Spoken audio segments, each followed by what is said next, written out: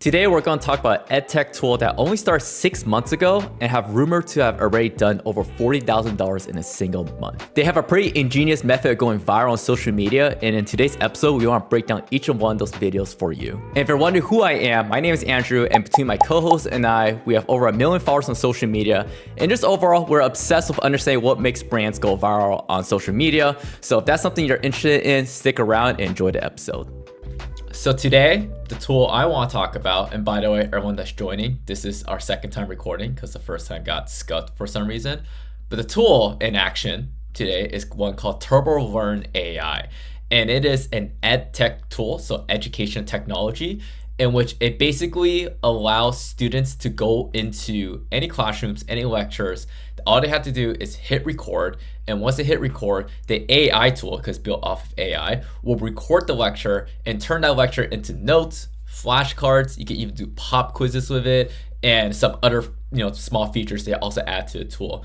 But overall, it's a tool that's made for learning, helping college students learn better in lectures. Because say you're in university, you don't really listen to lectures that well. You have ADHD or something, or you have a hard time paying attention, or you're hungover, you just don't want to pay attention to lecture that day, but it's a very important class that you need to pass or something.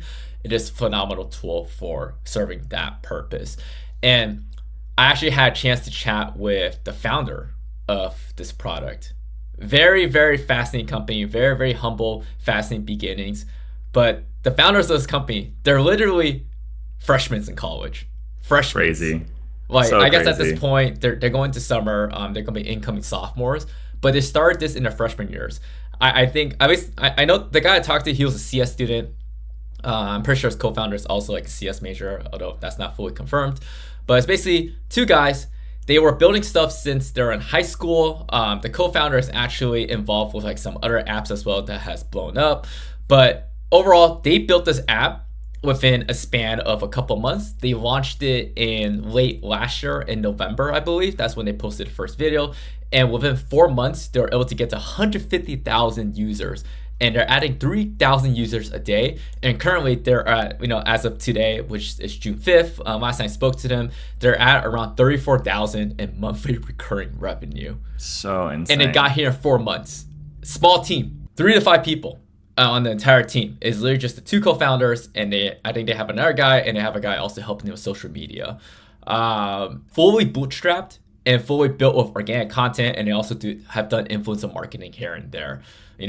They didn't raise any funding series whatsoever. But we didn't talk about this in the last podcast because I haven't had a chance to talk to him. So I'm actually glad we're doing this episode right now. But what are your thoughts about that?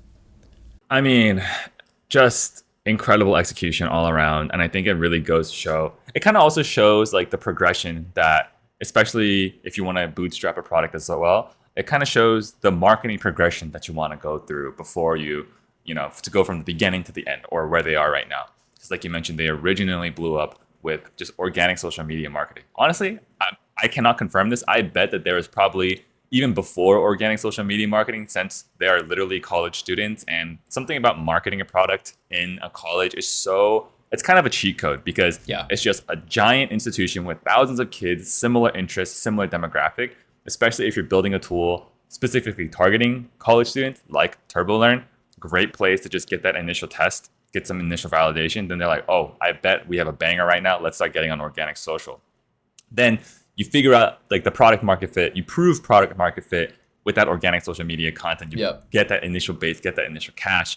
And then once you start being able to reliably print out some cash with organic social media content, then that's when you can start going into brand deals and maybe some paid ads later on. And it's a masterclass. I know that as a software engineer, I'm currently 27 years old. I was not doing this when I was an 18-year-old, 19-year-old kid in college.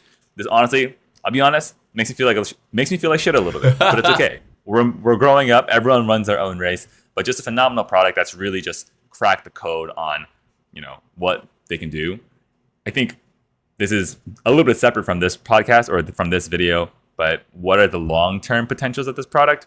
Who knows? But I think being able to say you built a product that does 30K monthly recurring revenue as a 19-year-old, 18-year-old kid, I mean, that's a flex. I'm so impressed by it. But Why don't we start transitioning over to the marketing strategy, specifically the organic social media marketing strategy? I think you're a lot more familiar with this than I am. Yeah. So before we get to that, I want to wrap up what you said earlier about like the transition of how you can market a product. And I think that's very interesting to think about because honestly, for most brands, and I don't want to say most as a blanket term, but for a lot of brands, you can just run on organic content for a very long time. You don't have to do paid ads. You don't have to do SEO. You don't have to do influencer marketing. Organic content for a lot of products out there is enough to get you to 100K in monthly recurring revenue. How do I know this? Because when I was working with Jenny, I saw them go from 0 to 100K in MRR with just organic content. They did a little bit SEO, a little bit influencer marketing here and there, but majority of that was driven by just organic content, free organic content. And I think for a lot of companies, you don't need a lot of startup capital to build your product in today's world. You can just run organic content, go viral a couple times. You don't even have every single video go viral. Just go viral a couple times. You get the flywheel going, and that's enough to get you up to that point where now you can start investing into, let's say, an SEO agency, an ad agency, or influencer marketing. Unless you can also do the SEO and ads yourself as well. But I just want to reiterate, it is very possible to get to a very high number with just organic content. And that's the most amazing part of it.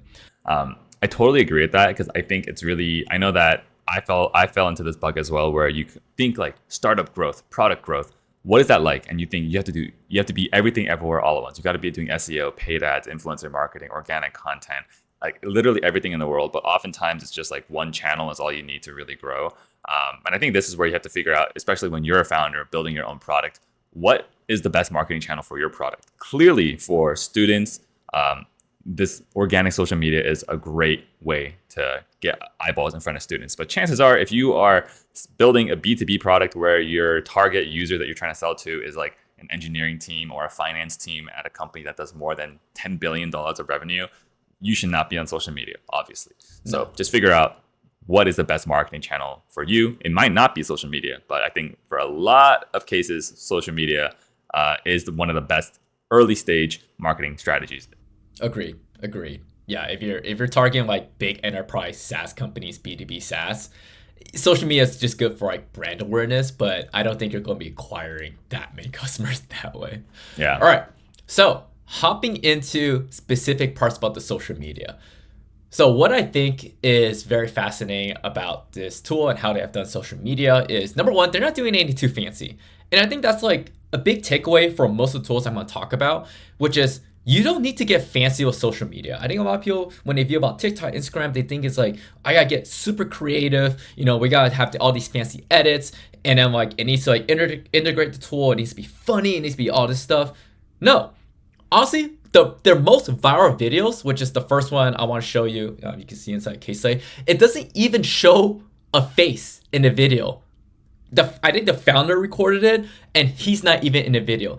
It literally starts with a clip, which I'm gonna say it's not fancy, but it's very effective. It's not fancy, but it's very effective. It starts with a clip. It's simply a text on the screen that calls out a target audience, right? A text hook. And it says, to the person who showed me how AI can take my notes for me so I can actually listen. They're not doing a crazy, it's very straightforward. I think a lot of people have a misconception that a hook needs to like draw the audience in. No, a hook just needs to be a promise of calling out a specific problem or calling out a specific avatar and being like, hey, this video is for you. That's how I want people to view a hook. This video is for you. You should watch this. And in the video, it starts with a scene in which it is in a college lecture hall. Now, the first thing I want to talk about is live public demonstrations or videos that are just filmed live. People like that because in a live scenario, it's more unique. That's number one. Because a lot of people are just filming inside of rooms for TikTok videos. I mean, that's pretty much like 9% of videos that I make. Guilty. I'm just filming inside. That's what we're doing right now. We're just filming inside our rooms. So when we film live, you're already more distinguished, more unique. But also, obviously, a lecture hall immediately calls out the college students demographic. And also, like I said, live demonstrations, they're curious of what's going to happen here, right? Because in a live demonstration or a live scenario, usually things can occur that is like not planned or not scripted. But of course, the video eventually goes into just a live demonstration of how the product works in a classroom setting, in which it shows the student, aka I think the founder in this case, he basically just press records and it shows the tool start taking notes for whoever's like recording a lecture and stuff. And if you look at this video, it's really not, like I said, it's really not doing anything too fancy. It's literally a text hook, a visual hook, and it goes into a literal demonstration. They're literally selling you on the product. But I think this video got millions and millions of impressions because it solves an actual problem that people face in college, which is, I don't want to listen to my lectures. I just want someone to kind of do the job for me. I just want to go in, chill, and then go back and hopefully already have everything kind of scripted out for me that I don't have to think too much about it. So overall, keep it simple. Do live public demonstrations if you can, but definitely also demonstrate how your product works. And I want to add something very important right now. If you're a SaaS tool, you cannot market your product like a physical product most of the time, right? There are always exceptions, but for most SaaS tools we have seen, it's hard to naturally integrate your product into a video like you can with, let's say, a mug, where I can just drink in every single video and that's a product plug. Or at least you get this like, brand association that, oh, I think they sell mugs. If you're a SaaS tool, you have to show your laptop. Yeah. And a laptop a lot of times is not that visually appealing because you're also showing a website, you're showing an app, etc. So a lot of times I recommend just doing what this tool did, and which is I've seen and I've done at my agency. We have done for our own AI product that we have scaled up to millions of impressions on social media, which is start with a hook, call it the problem, and then just demonstrate how the product works. Literally take out your iPhone, record your laptop screen, and just say, hey, this is what our product does and this is how it solves your problem. And if your product truly solves the problem and it truly has like even some of a wow factor to it, people will watch and save the video. It doesn't need to be fancy. It can be boring. I agree. And I think kind of going back to your point about making content that is filmed in public, I think if we dive a little bit into the psychology of why content that is done in public in like a live setting, it does better than like pre-filmed content like in our own bedrooms or office areas, is because there's something at stake. It's immediately like, whoa, you should not be doing this, but you are. So the tension is there. You're building up tension. And really, when you break down content, every single piece of content, doesn't matter if it's like a brand content or like personal content, it needs to have, like, you usually want some story there. Like with starting off live demonstration, bang, you immediately see the conflict. Whoa, like they're in the live classroom, someone's taking notes and they're having a hard time taking notes. What's the solution going to be? How is this going to resolve? And the way that they find the resolution to this conflict is by demonstrating their product. So you want to make a super simple story, literally just like storyboard it. Like, what's the intro? What's the conflict? And what's the conflict? What's the solution? Once you have those two pieces, you can architect your story, your content around it very, very easily. Yeah. And to kind of add to that, it's kind of what you said, give people a reason to watch to the end of the video. Now, you can't always accomplish that. Some videos, there just isn't a reason. You just gotta hope that people will watch to the end, right? Because I also believe of content, once you start optimizing too hard to like get people to watch and get people to, retention strategies and stuff, you kind of lose a little bit of the magic of content. Sometimes the most viral content are the ones that you don't think too much about and you post it out there and it just happens to be a banger. So have that in mind of how can I get people to stay to the end of the video. But in my perspective, don't stress too much about it, or you're going to get caught in that loop where you're overthinking everything. And once you overthink everything, especially content, because content at the end of the day is art. It's art. There's an artistic expression to it. There's a lot of things that goes into it. It's not something you can like easily, there's a science to it, but it's also the art portion of it. I want to say people can sense it, but a lot of times the videos that I overthink the most never do well. I agree. I think rather than spending so many hours micro-analyzing your content and trying to micro-optimize everything, that takes up a lot of time. You're much better spending that time posting and making 5 different videos at the same time. Shots at goal. Just get more shots at goal. Because really, yes, like Andrew mentioned, content is a skill. You learn it. But I do also believe every single piece of content you upload, there is a certain element of luck associated with it as well. 100%. The way to maximize luck is to try again and again and again and again and again. Quick pause. If you're interested in learning how to make your product or brand go viral on social media, go check out our social media case study database, in which we dive into all the top performing social media brands today and the content strategies they use to build their business. Link is in the description. All right, back to video. Yeah, exactly. All right, going on into the second point I want to make here, which is controversy.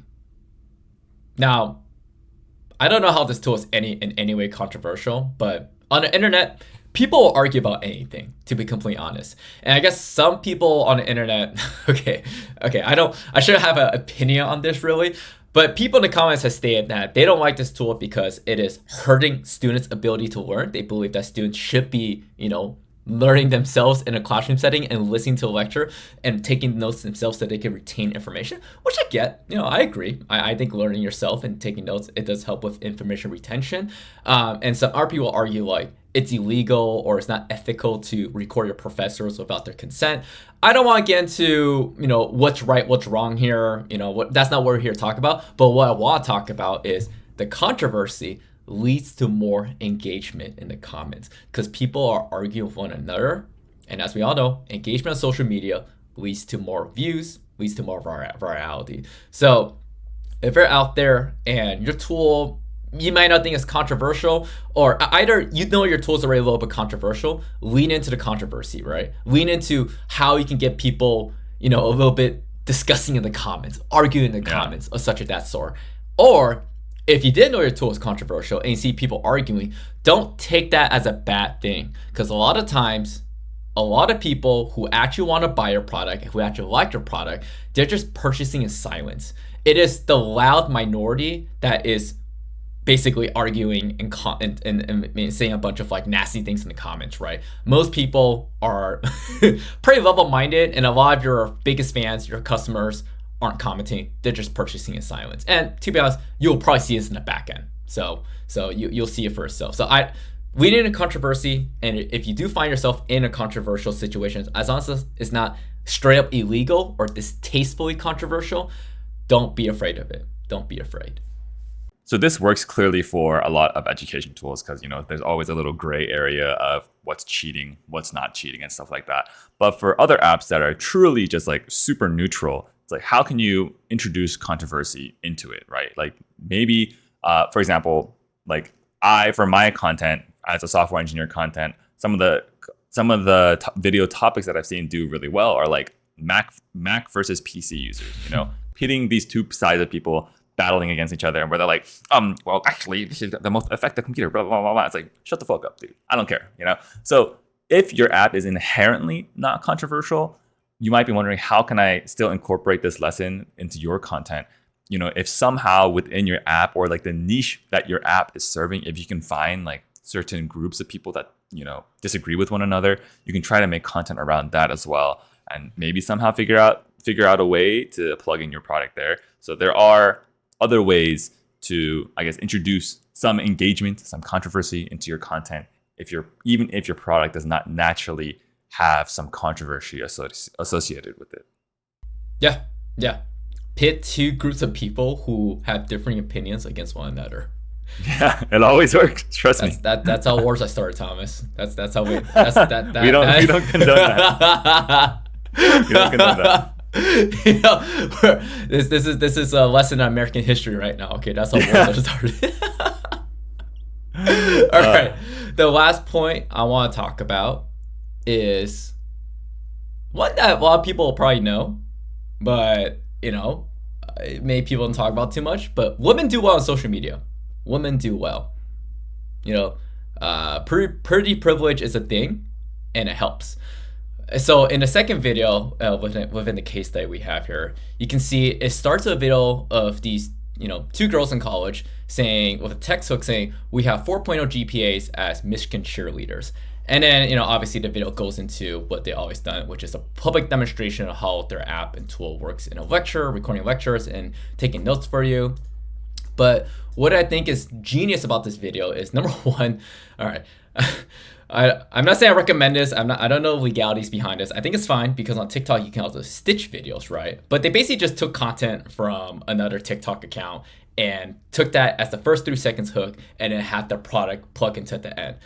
I don't want to talk about if that's legal or not, but I'm just going to talk about why it works on social media. But in this case, it is genius because number one, women generally do well on social media.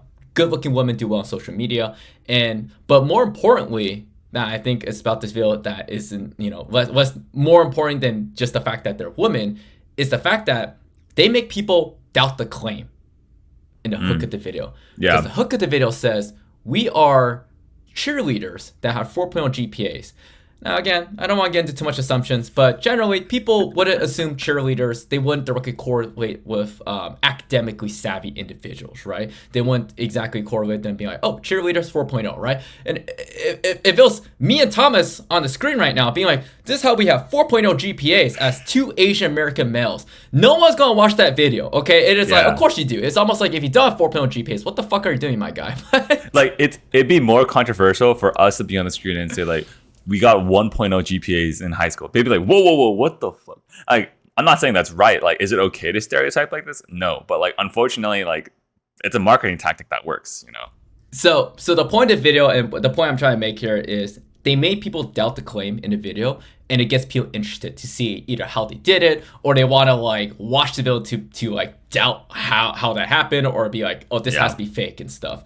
So the takeaway here is women do well, but more important than that, if you can somehow create a hook or a claim in the beginning of the video that either make people curious of how that happened or make people doubt the claim, it can lead to more virality because, like I said, people will watch the video, and watch time, engagement, all these things are what these social media platforms value and are the things that they'll push further into the algorithm, leading to more views.